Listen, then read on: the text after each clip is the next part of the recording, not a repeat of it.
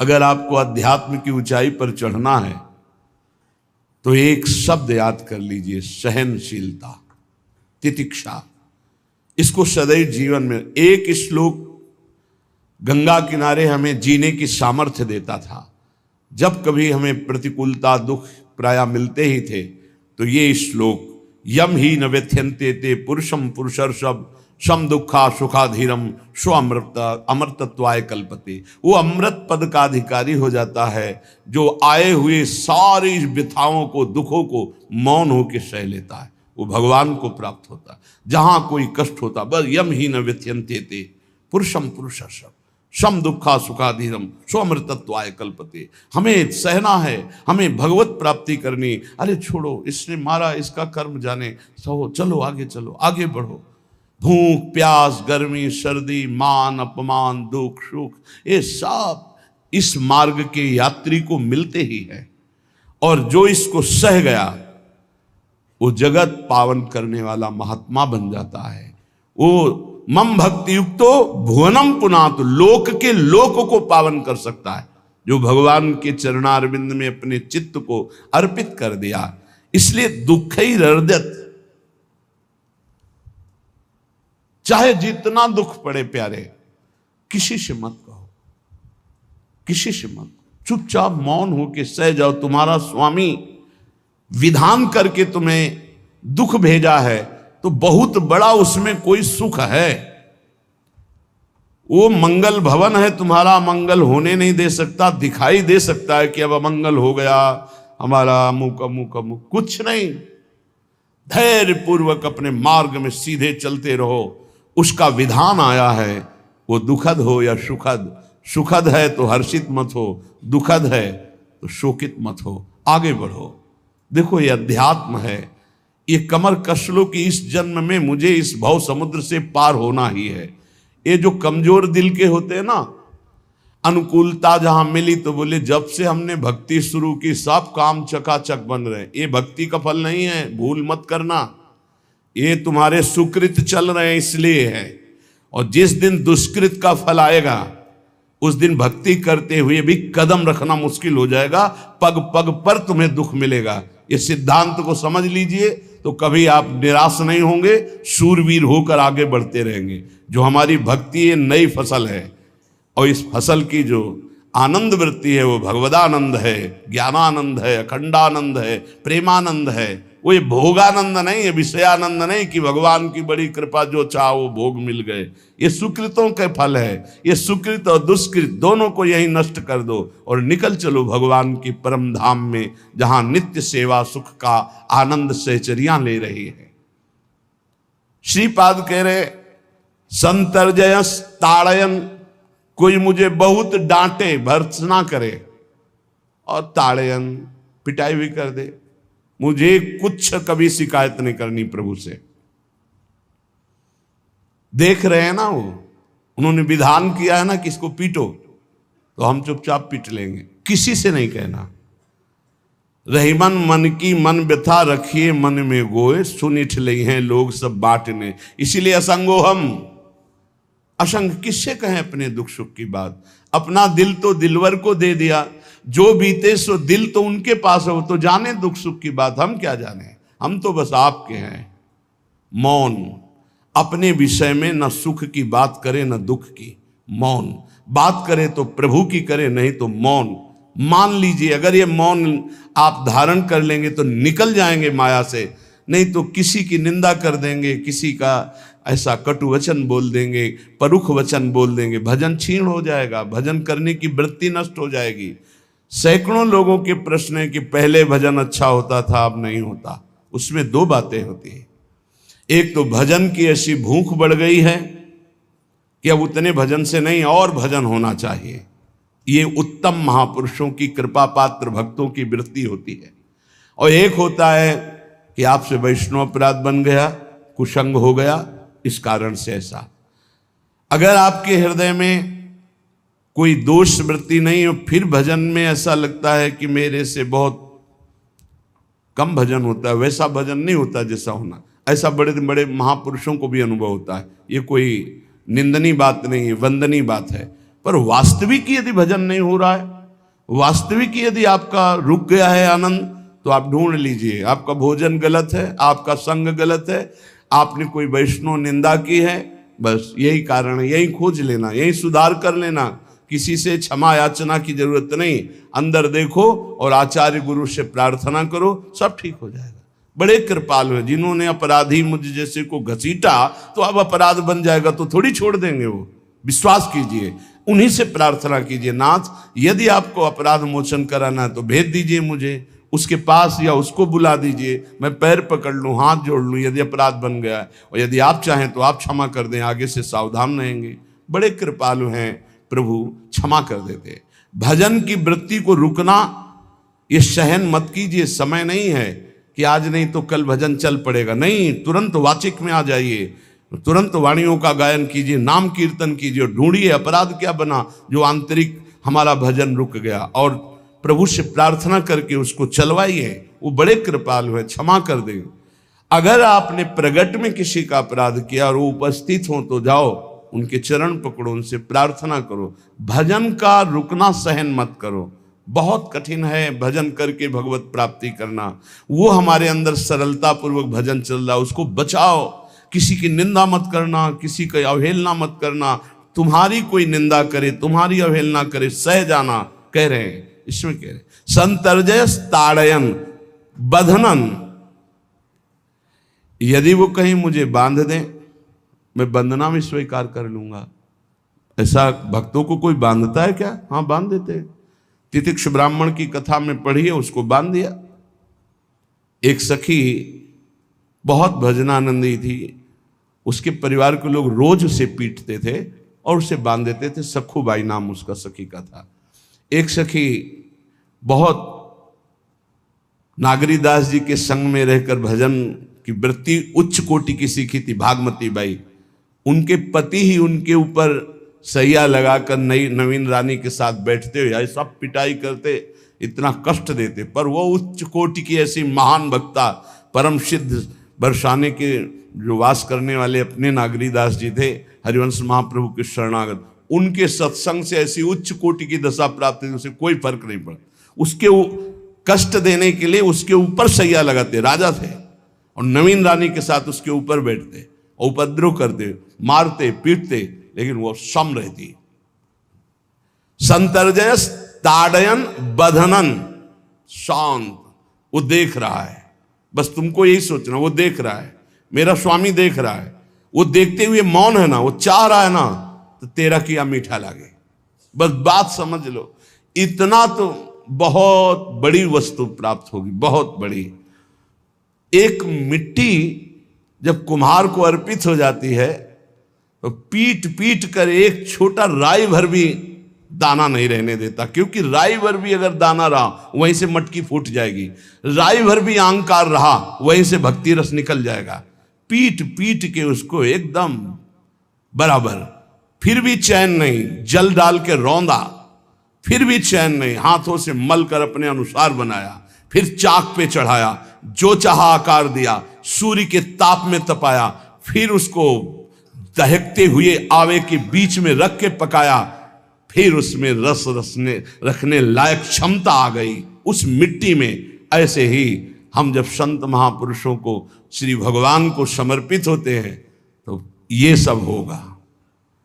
रस रखने लायक हृदय तभी होता है जब आवे में तपता है, इसलिए तैयार रहो। तभी नागरीदास जी ने कहा, बड़ो ही कठिन है भजन ढिग डरिबो। एक सूरवीर योद्धा की तरह जैसे उसके अंग घाव से युक्त होते हैं, वो कदम पीछे नहीं आगे ही बढ़ाता है, ऐसे भजनानंदी चाहिए। चाहे मुझे चोर कहा जाए, पतित कहा जाए, गाली दिया जाए, मुझे मारा जाए, बांध लिया जाए, तो भी मैं भगवान पर दोषारोपण नहीं करूंगा। मैं यही निश्चय करूंगा, प्रभु मेरे देख रहे हैं, जोई जोई प्यारो करे सोई मोई भावे, उनका विधान परम मंगलमय है। अंतः क्लेश मतीव दुस्सह तरम प्राप्नोति नाना विधि। मुझे अंदर से भी बहुत पीड़ा दी जाए, काम पीड़ा, क्रोध पीड़ा, लोग बाहर से तो ये दिया जाए और अंदर से भी ये दिया जाए, तो भी हे प्रिया जो आपसे नहीं कहूंगा। प्रेम में कभी शिकवा शिकायत नहीं होती, ना इष्ट से और अपने प्रीतम के विधान से दिए हुए कष्ट को हम दूसरे से कह दें? धिक्कार है हमारी प्रीति को। प्रीतम सहावे और मैं दूसरे से शिकायत करूं? नहीं, हर विधान आपका सहो। ये प्रेम है मस्ती का, ये लज्जू पंजू ऐसे काम नहीं है इनके। ये तो देखते हैं पैर धर के, अगर गर्म लगा तो हटा लेंगे, मत रखना गर्म ही गर्म है। और छाती मजबूत करके कि आग पे चलूंगा, तो पैर रखोगे तो चंदन हो जाएगा आग में भी। पूरे जीवन की बात कह रहा हूं, पूरे जीवन की। सोचो उस समय जब 13 वर्ष की अवस्था है और घर से निकले थे, कोई साथी नहीं है, कोई समझाने वाला नहीं, और आज इतना जीवन हो गया इसी यार के सहारे हुआ है। इसी यार, ना 1 रुपया कभी था, न रहा है और न रहेगा। प्रेमानंद का 1 रुपया नहीं है, प्रेमानंद की 1 वस्तु नहीं, ना रहा ना रहेगा।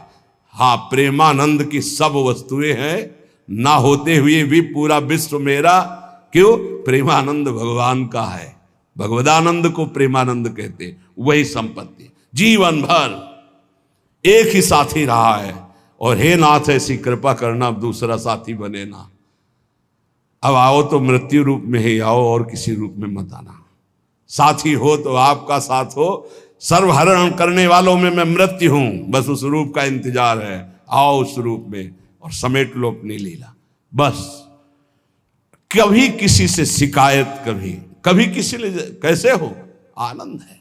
नहीं सुना है किडनी खराब है, तो सुना ही होगा, कोई दुख नहीं, कोई दुख नहीं। वर्तमान दुख वर्तमान के आनंद से बहुत छोटा है। क्या दुख है? स्वामी के द्वारा दिया हो। ये आप हमारी प्रार्थना मान लीजिए। इस मार्ग में चलने पर जो दुख मिले, कभी किसी से कहना नहीं, नहीं तो प्रीति में कलंक लग जाएगा, वो तुम्हें प्रभु से हटा देगा। नहीं, रहीमन मन की मन व्यथा रखिए मन में गोए, सुनिठ लई है लोग सब बाट न लिए। ये भगवत मार्ग शूरवीरों का मार्ग। कभी अपनी अंतर व्यथा को किसी से मत कहो। जीवन में अगर कोई हमें कष्ट दे रहा है तो हमारा कर्म है, ना कि कोई व्यक्ति। ये बिल्कुल सिद्धांत तक चर्चा समझ लो। वही व्यक्ति जो मुझे द्वेष करता, वही व्यक्ति जो मुझे कष्ट और दंड देता, वही व्यक्ति प्रणाम करके छाती से लगाकर आंसुओं की धारा से अभिषिक्त किया, तो वो व्यक्ति था या कर्म? जब कर्म भोग हो गया तो वही हृदय से लगा के अश्रुधारा से क्षमा कीजिए, बहुत ऐसा नहीं, आप तो बड़ी कृपा की। व्यक्ति कभी कष्ट नहीं देता, मेरा कर्म उसके ऊपर सवार होकर मुझे दंड देता। इसलिए मैं किससे कहूं? अपनी जबान से दांत कट जाए तो किससे कहूं? ये जो दांत, इससे जबान हमारी पीड़ा को किससे कहूं? अपने हाथ से चोट लग जाए किसको कहूं? ऐसे सब आत्मस्वरूप हैं। हमारा कर्म ही उनके ऊपर सवार होकर हमें दंड दे रहा है। इसलिए भाई, श्रीपाद का सिद्धांत जो कह रहे कि अगर भगवत प्रेम प्राप्त करना है तो मुंह बंद। 22 बाजार में कोड़े मारे गए, एक बार भी श्री कृष्ण से नहीं कहा। पूज्य भाई जी महाराज के जीवन कष्टमय, कभी श्री कृष्ण से नहीं। बाबा नहीं सह पाए, बाबा ने श्री कृष्ण से कहा, श्री कृष्ण चंद्रजू से, ये क्या है, इतना कष्ट क्यों दे रहे हो उनके शरीर को? तो मुस्कुरा दिए, बोले मैं नहीं दे रहा हूं, ये तुम्हारे कर्म का फल भाई जी भोग रहे हैं। ऐसा? बोले हाँ। सीधे अस्पताल गए, भाई जी से कहा, ये आप हमारा प्रारब्ध क्यों भोग रहे हैं? तो कहा, आज ये कौन सा खेल रच रहे हो बाबा, क्या बात कर रहे हो? जीव का अपना कर्म भोगना होता है, किसी और का निजीकृत कर्म भोग? तो उनका, आप हमको बहका नहीं सकते, हमें परम तत्व से पता चला है कि आप हमारे कर्म। तो हंस दिए भाई जी और बोले, देखो हमें कोई फर्क नहीं पड़ता, आपको फर्क पड़ जाता। आप चढ़ो, जिस साधना की चढ़ाई पर चढ़ रहे हो चढ़ो, मंगलमय श्री कृष्ण तुम्हारी यात्रा को पूर्ण करें। हम तो अस्पताल में पड़े पड़े प्रिया प्रीतम के साथ खेल रहे हैं, कोई फर्क नहीं पड़ रहा। ये बड़े महापुरुषों ने अपने कष्ट की तो बात जाने दो, दूसरों के कष्टों को लेकर भोगाए। हम जरा सा कष्ट आ जाए तो बोले हमारी अंदर श्रद्धा थी अब खत्म हो रही क्योंकि कष्ट आने लगा। उसमें भगवान का क्या दोष है? वो तो बड़े कृपालु हैं कि ऐसे पापात्मा होने पर भी मुझे महात्माओं का संग दिया, धाम का वास दे रहे हैं, नाम जपवा रहे हैं। अब हमारे पूर्व प्रारब्ध हमें कष्ट दे रहे हैं, इस समय भी वो हमें दुलार कर रहे हैं। जीव समझता नहीं, केवल दोषारोपण भगवान और भगवत मार्ग पर कर देता है। इसलिए उपासक को अंतः क्लेश मति व दुस्सहतरम, ये जो आप काम क्रोध से जल रहे हो ना, ये तपस्या है, इसका बहुत बड़ा लाभ मिलेगा। और अगर भोग रहे हो ना, गिर रहे हो, पतित हो रहे हो, तो वो सुख नहीं, वो शांति नहीं, वो विश्राम नहीं है। और एक बात ध्यान रखना, इस शब्द को याद रखना, ऐसे रहने पर भी हमारे द्वारा जो भी वो हमारे स्वामी ऐसे लेते हैं, जन अवगुण प्रभु मान न काऊ, दीन बंधु अति मृदुल स्वभाव।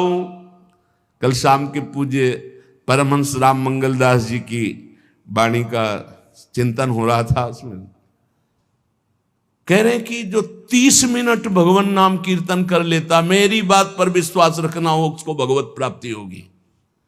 24 घंटे में 30 मिनट नाम कीर्तन कर लेता है और अन्य समय विस्मरण रखता है, तो 30 मिनट का नाम कीर्तन उसे भगवत प्राप्ति करा देगा।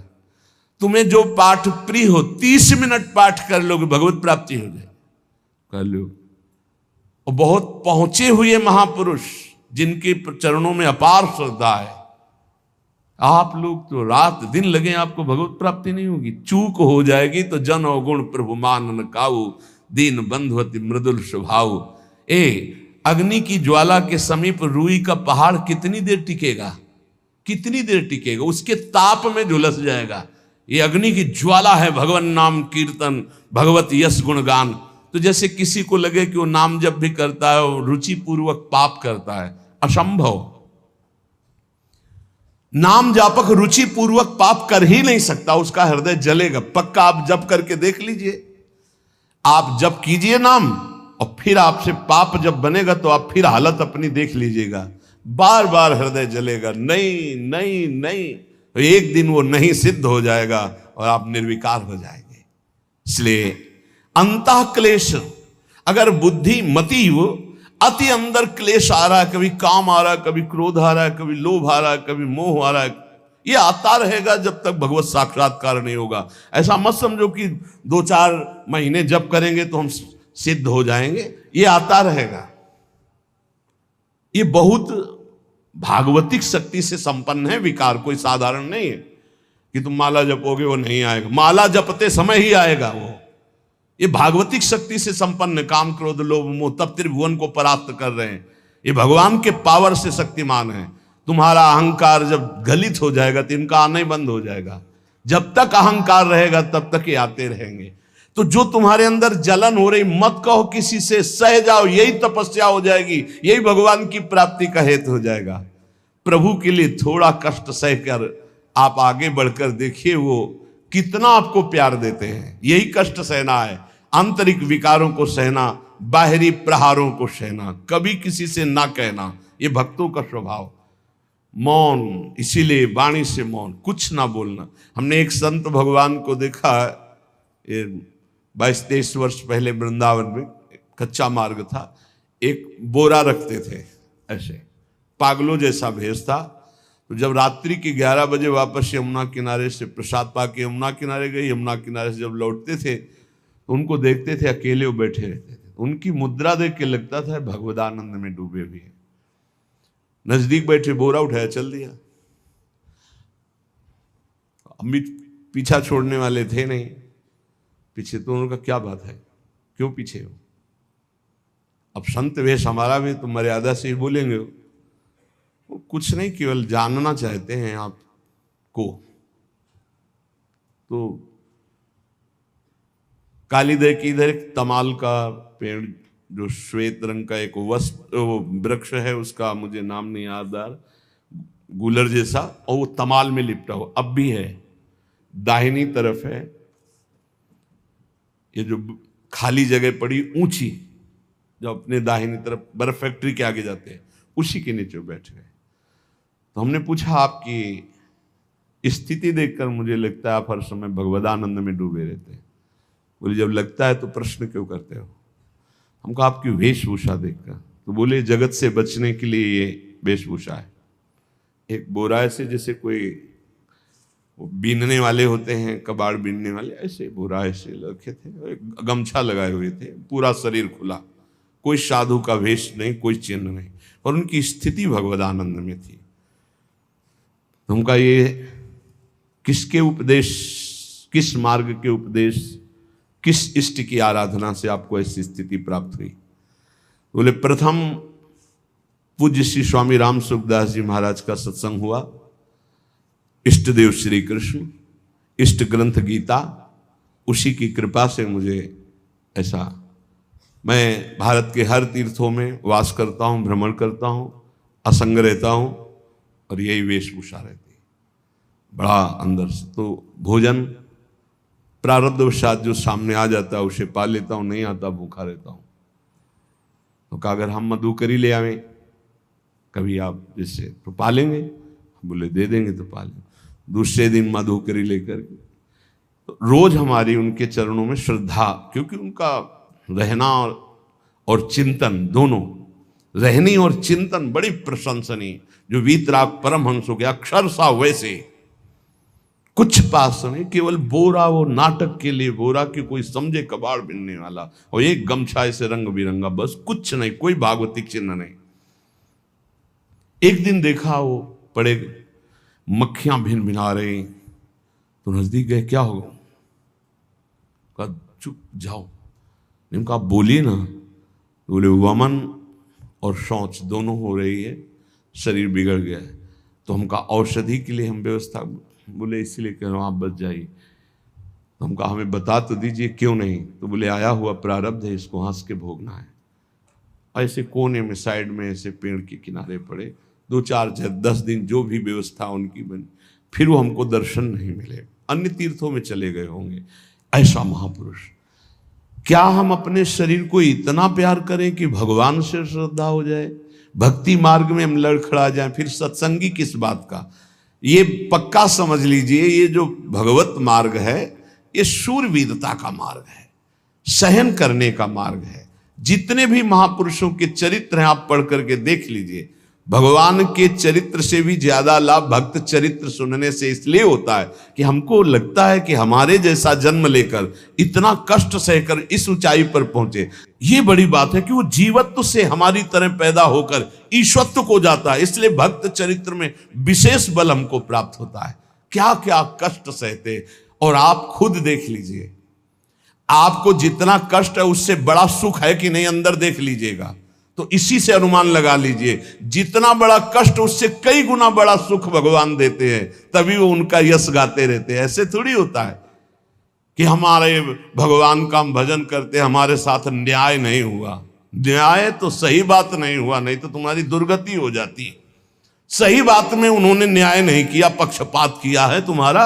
अगर वो सही न्याय करते तो ईमानदारी से कहते हैं, केवल नरक के कीड़ा ही बनना पड़ता और कुछ नहीं है।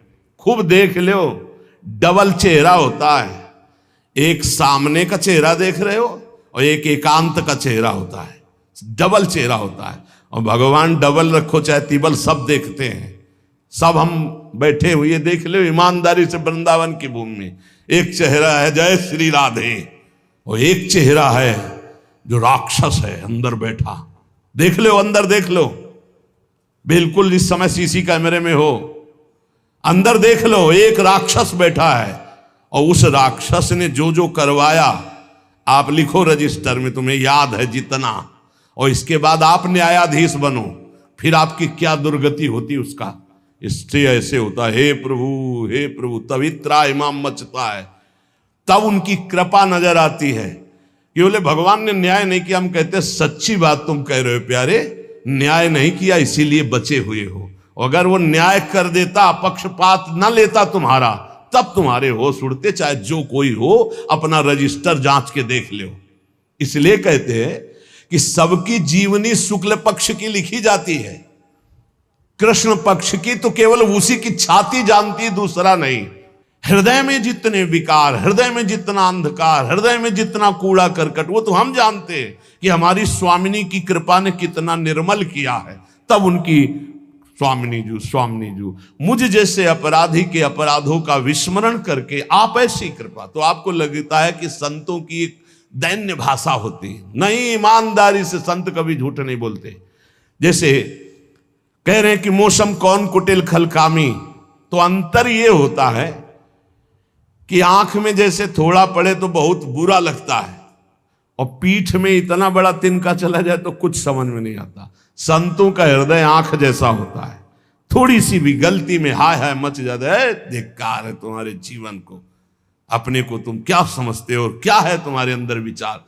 और जो मलिन अंतःकरण वाला था, भारी भारी पाप करके भी उसको पश्चाताप नहीं होता। संत जनों को एक पाप की जरा सी वृत्ति की आभास स्फुरना, वो पूरा पाप नजर आने लगता है उनको, क्योंकि इतना निर्मल हृदय होता है।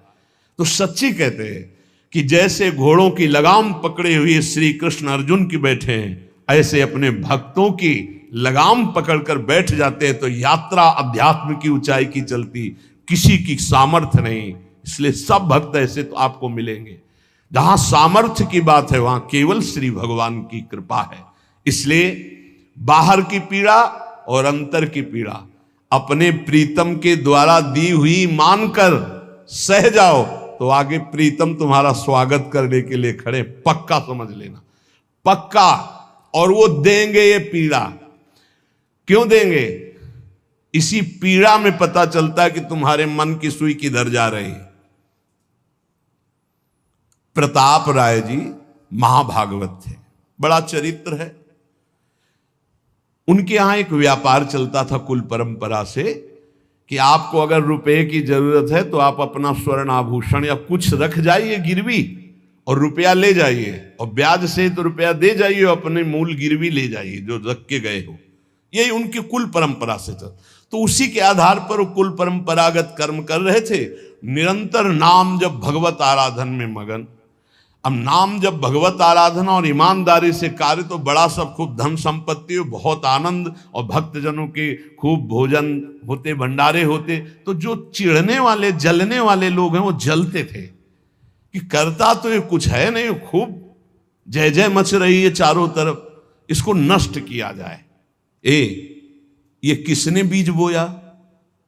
अरे बोले दुष्ट स्वभाव ने। नहीं नहीं नहीं नहीं, भगवान ने। किनको हुस्काया? डंडे को। क्यों? अब झंडा फहराओ मेरे भक्त के यश का। उनके हृदय में जलन हुई। वहां का काजी और मिल गए 3 लोग, और उन्होंने कहा कि इसको नष्ट किया जाए। बोले बस आप सहयोग दो, नष्ट तो पक्का। बोले कैसे? बोले प्लान तो सब हमारा बन गया है। अब झोली में कंकड़ भरे, और प्रताप राय जी बेटी का ब्याह है, 10,000 मुद्रा चाहिए। बोले गिरवी? बोले है स्वर्ण मुद्राएं। अब वो इतने ईमानदार विश्वास, बोले बॉक्स रखा रहता है उसी में रख दो, दस्तखत करो, 10,000 रुपये लो, ब्याज सहित दे जाना, अपना ले जाना। थोड़ी देर बाद दूसरा आया ऐसे, फिर तीसरा आया, वो तो उनका व्यापारी था।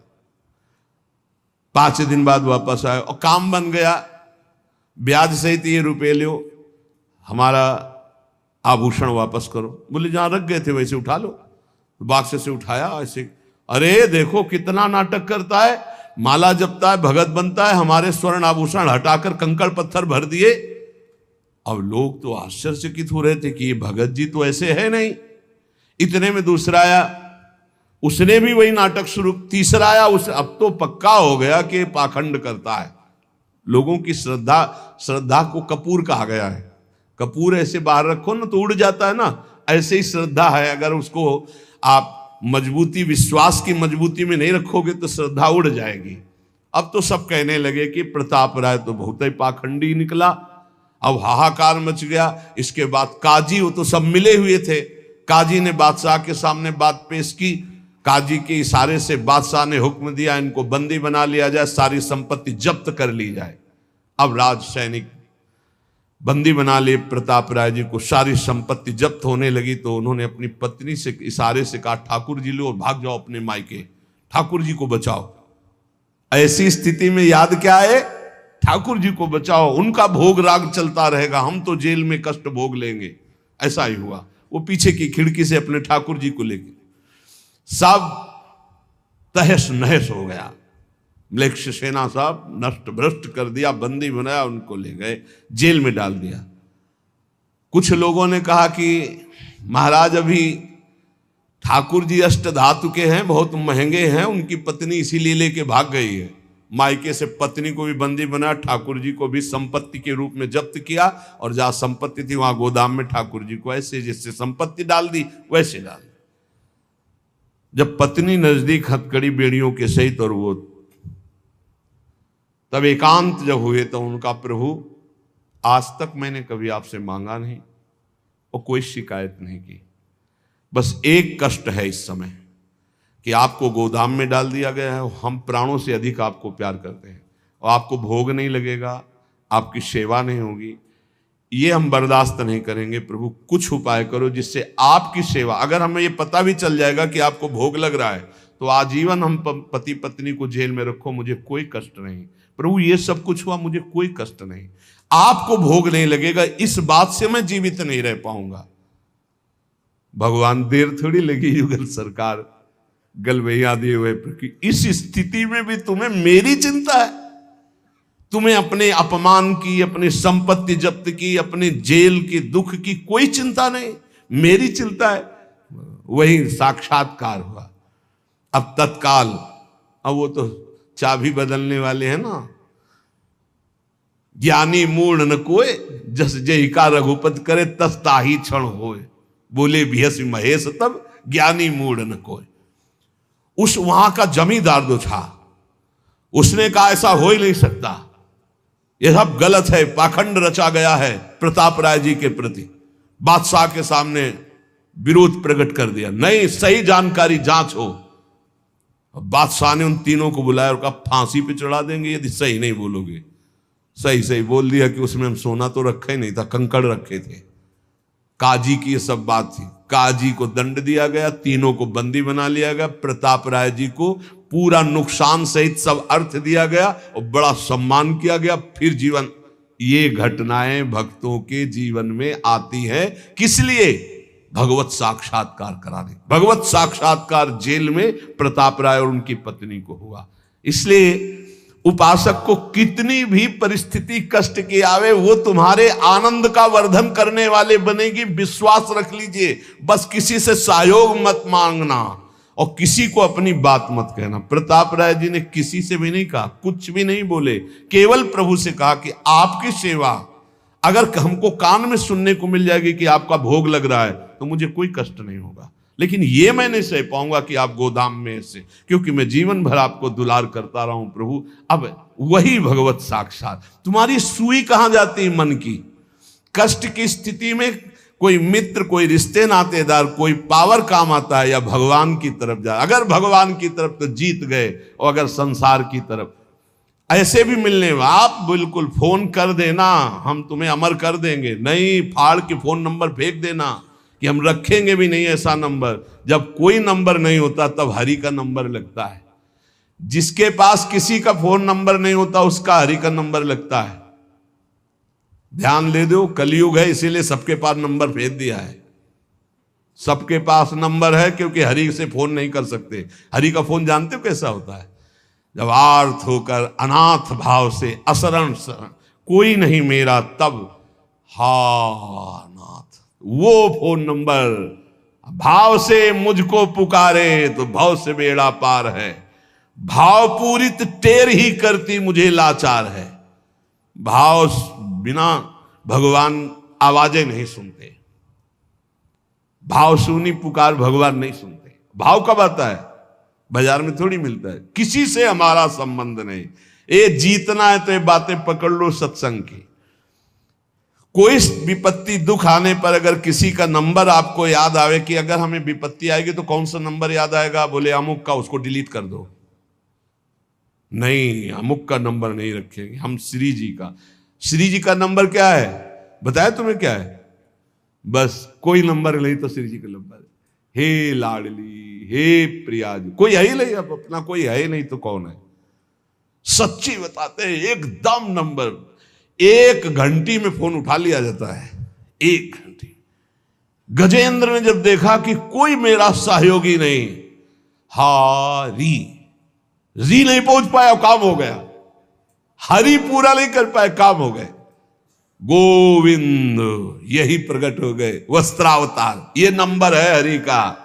जब तक पांडवों की तरफ, भीष्म की तरफ नंबर नहीं लगा, दांत तक पकड़ा, नंबर नहीं लगा, और जब छोड़ दिया, कहा गोविंद, बस नंबर लग गया। ये है भगवान को पुकारना, ये है भगवान तक आवाज पहुंचाना। कोई हमारा नहीं, यही तो हमारी साधना है। और यहां मां नंबर लिखे चले जा रहे हैं, व्यवहार बनाए चले जा रहे हैं, डायरी बनाए चले जा रहे हैं, इतने नंबर। अरे ये सब क्या करोगे, ये सब नरक पहुंचाएंगे नंबर। एक केवल हो हरि शरणम, बस सब काम बन जाएंगे। बोले नहीं, सहयोग होता है। इससे क्या सहयोग होता है? अगर बात बिगड़ जाए तो अंग रक्षक ही सूट कर देता है, और कौन? अंग रक्षक ही सूट कर देता है। अगर वो चाबी बदल जाए ना तो रक्षक ही भक्षक बन जाता है। किससे रक्षा चाहते हो? जो काल का भी शासन करने वाला है, उससे रक्षा चाहो। देखो सच्ची बात, ये केवल प्रवचन नहीं कर रहे, हृदय की बात कह रहे। मान लीजिए मेरे प्रभु ऐसे है, कोई महान नहीं है, वो जिसको महान करते हैं वही महान हो जाता है प्यारे। ऐसे हाथ हटा ले तो सब हान ही हान है, कोई महान ही नहीं है, महान नहीं। वो हटा ले तो बस उन्हीं से महान है। सच्ची कहते हैं, उन्हीं से बहाल है। दबी बात खुल जाए तो असलियत समझ में आ जाए। और वो जानते हैं, और वो जानते हुए हमें नमस्कार करवा रहे, प्रणाम करवा रहे, भोजन दिला। अरे जय बोलो उनकी। हमारे साथ भगवान ने क्या किया? अरे तुमने भगवान के साथ क्या किया? कितनी कृपा की भगवान ने। इतने अपराध का दंड जानते क्या होता है? पूरा जीवन बर्बाद हो जाए। और यहां पूरे जीवन अपराध कर रहे हैं, जीवन आबाद किए हुए हैं ऐसे प्रभु के प्रति। ये हम इसलिए कह रहे हैं, जो कहते हैं ना हमारी भगवान पर श्रद्धा नहीं रह गई, तो तुम्हारे ऊपर हमारी श्रद्धा नहीं रह गई। देखो ना कहां श्रद्धा लायक हो तुम, क्या हो तुम। ये हम असलियत कह रहे हैं। ऊपर से चिकना चुपड़ा, अंदर से सब गंदा होता है। भगवान बचावे, नहीं तो मना खष्टान इंद्रियाणी प्रकृति स्थान कर सती। दुर्गति वाले काम होते हैं, दुर्गति वाले। आप जो भी देख रहे हो केवल कृपा देख रहे हो। अगर वो कृपा हट जाए तो कुछ नहीं देखने लायक किसी में भी। जहां कहीं कुछ भी है वो मति की रति गति भूति भलाई। जब जेहि जतन जहां जेहि पाई। सो जानो सत्संग प्रभाऊ। लोक कहूं वेद न आन उपाऊ। इसीलिए हम कहते हैं, ये मत कहो मुझे भगवान पे श्रद्धा नहीं रह गई। भगवान की इतनी कृपा है, हम कैसे तुम्हें बताएं। कृपा ही कृपा है कि वो न्याय ठीक से नहीं करते। किनके साथ? एक बार जो कह दे राधा, एक बार हरि, एक बार कृष्ण, तो पक्षपात ले लेते हैं। अगर पक्षपात ना लेते, ठीक से न्याय करते, तो करोड़ों कल्प रो नरक मिलता, फिर भी उद्धार नहीं होता। इसे आचरण सबके अंदर है, देख लो। 15 मिनट के अपराध से जीवन भर आपको भारत की जेल में सड़ना पड़ेगा। वो ऐसे कितने अपराध हैं उनका, जिनको तुम इस कानून से अनुमान लगा सकते हो। वैसे कितने अपराध किए, लेकिन स्वामी ने कभी एक चाटा नहीं लगने दिया, और निकाल करके आपको परम पद की तरफ ले जा रहे। कृपा नहीं दिखाई दे रही? तुम सत्संग, नाम जप, भगवत यश गायन, भगवत लीला, भगवत धाम, ये तुम्हारी साधना का फल है क्या? ये कृपा का फल है। तुम अपने को देखो और कृपा को देखो, तो यही बलिहारी जाएगी कि जासु कृपा नहीं कृपा आघाती। जिनकी कृपा कृपा करने से आघाती ही नहीं है। इसलिए अंतः क्लेशमति व दुस्सहतरम प्राप्नोति नाना विधि। नाना विधान से यदि अंतर बाहर कष्ट मिले तो चुपचाप सह जाना। राधा राधा राधा, आगे बढ़ोगे तो भगवत प्राप्ति हो जाएगी।